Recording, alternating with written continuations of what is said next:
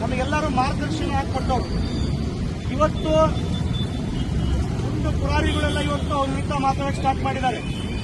ಅವರಿಗೆ ಸಂವಿಧಾನದ ಬಗ್ಗೆ ಗೌರವನೇ ಇಲ್ಲ ಅಂತೇಳಿ ಪದೇ ಪದೇ ಅವರು ಅವರ ಮಾತಾಡುವಂತ ಸಂದರ್ಭದಲ್ಲಿ ಘೋಷಣೆ ಮಾಡ್ತಿದ್ದಾರೆ. ಒಬ್ಬ ಪಾರ್ಲಿಮೆಂಟ್ ಮೆಂಬರ್ ಕೇಂದ್ರ ಮಾಜಿ ಬಂದಿರದೆ ಸಂವಿಧಾನವನ್ನು ಬದಲಾವಣೆ ಮಾಡಕ್ಕೆ ಅಂತ ಒಪ್ಪಿ ಹೇಳ್ತಾರೆ. ಇವತ್ತು ದೇಶದಲ್ಲಿ ಗೃಹ ಮಂತ್ರಿಯಾಗಿ ಮುಖ್ಯಮಂತ್ರಿಯಾಗಿ ಸರ್ಕಾರದಲ್ಲಿ ಕೇಂದ್ರ ಸರ್ಕಾರದಲ್ಲಿ ಅಮಿತ್ ಶಾ ಅಂಬೇಡ್ಕರ್ ಬಗ್ಗೆ ಅವಹೇಳನಕ ಹೇಳಿಕೆ ಕೊಡ್ತಾರೆ. ಏನಂತಂದ್ರೆ ಪದೇ ಪದೇ ಅಂಬೇಡ್ಕರ್ ಹೆಸರು ನಾವು ತಗೋಬಾರ್ದಂತೆ. ಯಾಕೆ ತಗೋಬಾರ್ದು? ಈ ದೇಶ ಇರೋ ತನಕ ದೇಶದಲ್ಲಿರೋ ಪ್ರತಿಯೊಬ್ಬ ಪ್ರಜೆ ಕೂಡ ಅಂಬೇಡ್ಕರ್ ಹೆಸರು ತಗೊಂತೀವಿ, ಅದು ತಾಯ ತನಕ ತಗೊಂತೀವಿ. ಅಂಬೇಡ್ಕರ್ ಹೆಸರು ತಗೊಳ್ಳೋದು ಪದೇ ಪದೇ ಒಂದು ಫ್ಯಾಷನ್ ಆಗಿಬಿಟ್ಟಿದೆ ಅಂತೇಳಿ ಇವತ್ತು ಅವರು ಸ್ಟೇಟ್ಮೆಂಟ್ ಕೊಟ್ಟಿದ್ದಾರೆ. ಈ ಕೂಡಲೇ ಅಮಿತ್ ಶಾ ಅವರನ್ನ ತೆಗಿಬೇಕು ನರೇಂದ್ರ ಮೋದಿ. ಬರುವಂತ ದಿನಗಳಲ್ಲಿ ಇನ್ನೂ ಉಗ್ರವಾದ ಹೋರಾಟವನ್ನು ಮಾಡ್ತೀವಿ. ಅಮಿತ್ ಶಾ ಇದಕ್ಕೆ ಕ್ಷಮಾಪಣೆ ಕೇಳಿದ್ರೆ ನಡೆಯಲ್ಲ.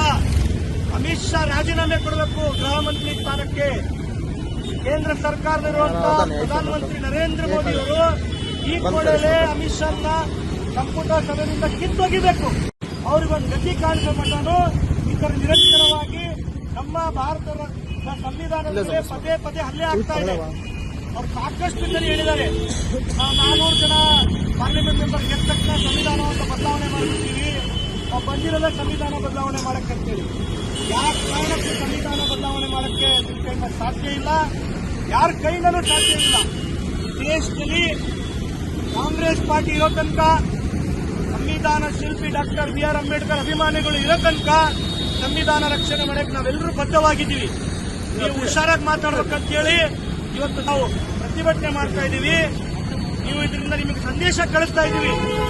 ನೀವು ಈ ಕೂಡಲೇ ಕ್ಷಮೆ ಕೇಳಿ ರಾಜೀನಾಮೆ ಕೊಟ್ಟು ನೀವು ಗುಜರಾತಿಗೆ ವಾಪಸ್ ಬರ್ಬೇಕಂತ ಹೇಳಿ ಈ ಮುಖಾಂತರ ನಾನು ಕರೆ ಕೊಡ್ತೀನಿ. ನನಗೆ ಮಾತಾಡೋಕೆ ಅವಕಾಶ ಮಾಡಿಕೊಟ್ಟಿರೋದಕ್ಕೆ ಜೈ ಹಿಂದ್, ಜೈ ಭೀಮ್.